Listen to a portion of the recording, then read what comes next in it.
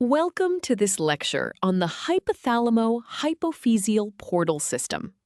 Today, we are going to explore one of the most elegant and crucial anatomical shortcuts in the human body. We will discover exactly how your brain manages to send urgent, highly specific chemical messages to the master gland of your body, without them getting lost along the way. By the end of this session, you will understand not just the anatomy, but the physical and mathematical principles that make this system so incredibly efficient. To begin our journey, let us imagine a scenario. Imagine the hypothalamus in your brain is the CEO of a massive company, and it needs to send an urgent, confidential message to the factory manager, which represents the anterior pituitary gland. If the CEO uses the regular public postal service, which is like our general bloodstream, the message will take a long time, get diluted among millions of other letters, and might even be destroyed before it arrives. To prevent this, the CEO builds a private, direct pneumatic tube straight to the manager's desk. In the human body, this private tube is the hypothalamo-hypophyseal portal system. Now that we understand why a direct connection is useful, let us look at how it is built. Normally, blood flows from the heart, through arteries, into a single capillary bed where nutrient exchange happens, and then back to the heart through veins. However, a portal system is anatomically unique. In a portal system, blood flows through two consecutive capillary beds before it ever returns to the heart. This brilliant design creates a localized, direct highway between two specific organs, allowing them to share substances immediately, without sending them through the entire body first. Building on that definition, let us map out the specific anatomy of the hypothalamo-hypophyseal portal system. The first capillary bed is located high up in the median eminence of the hypothalamus. Here, specialized neurosecretory neurons release their specific releasing and inhibiting hormones.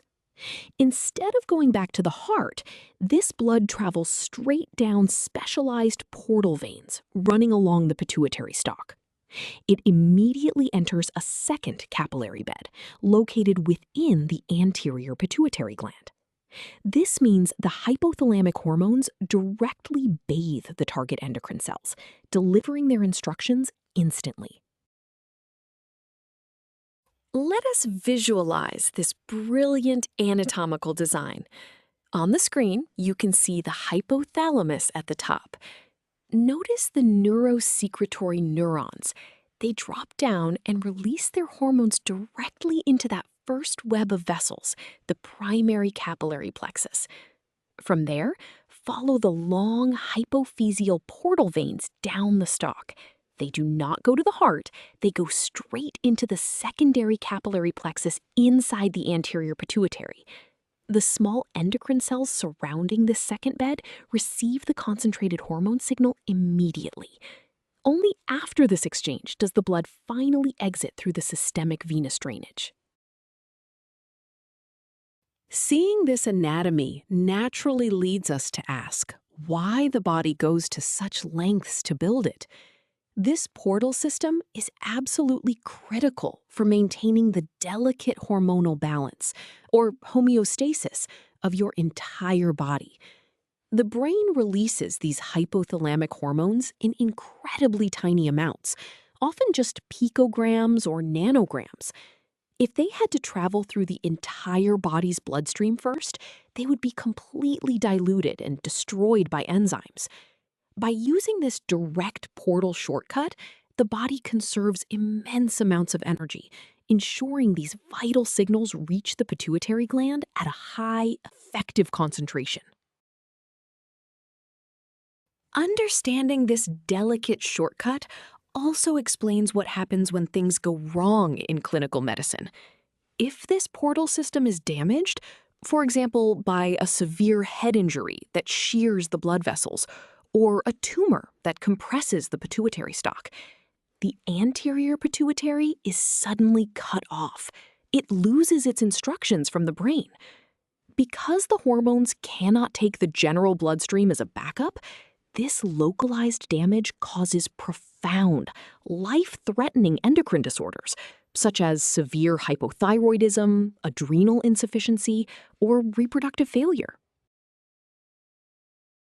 To truly appreciate how effective this system is, we can model it mathematically using principles of fluid dynamics. The formula on screen shows that the concentration of the hormone arriving at the pituitary, C portal, is equal to the secretion rate, S hypothalamus, divided by the blood flow rate, Q portal.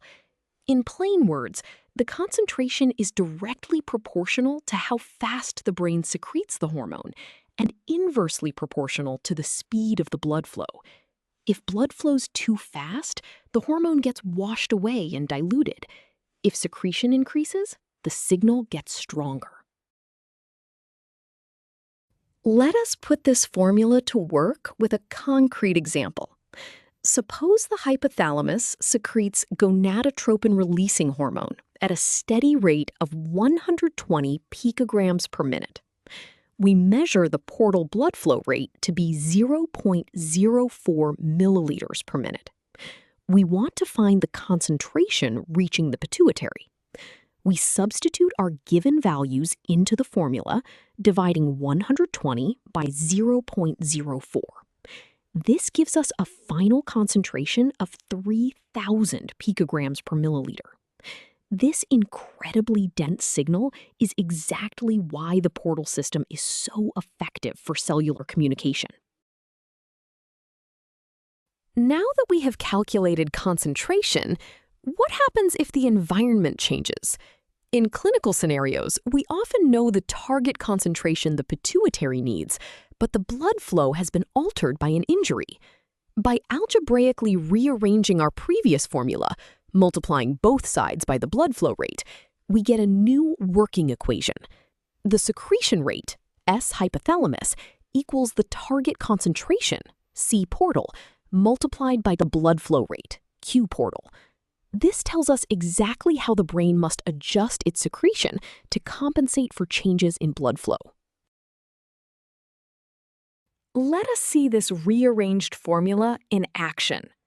Imagine a patient suffers a minor compression of the pituitary stalk, reducing their blood flow to 0.02 milliliters per minute. To maintain normal thyroid function, the pituitary still needs a concentration of 4,000 picograms per milliliter. What must the brain secrete? We multiply the target concentration of 4,000 by the sluggish flow rate of 0.02. The result is 80 picograms per minute. Because the blood is moving slower, it traps the hormone in a smaller volume. So the brain actually needs to secrete less per minute to achieve that high local concentration. We have covered a lot of ground today, so let us summarize the most important ideas.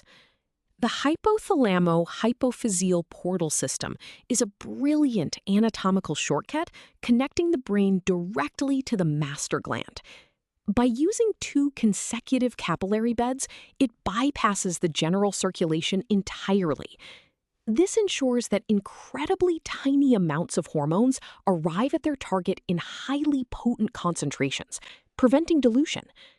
We also saw mathematically how this concentration relies on a delicate balance between secretion rate and blood flow. Ultimately, this microscopic highway is the foundation that allows your brain to seamlessly regulate your entire body.